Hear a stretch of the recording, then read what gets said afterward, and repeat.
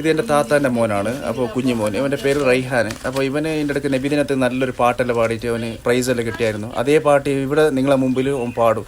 അപ്പോൾ ഇഷ്ടപ്പെട്ടാൽ ലൈക്ക് ചെയ്യുക, മാക്സിമം സപ്പോർട്ട് ചെയ്യുക, കമൻറ്റ് ചെയ്യുക കേട്ടോ. മോനെ പാടിക്കോ പാട്ട്.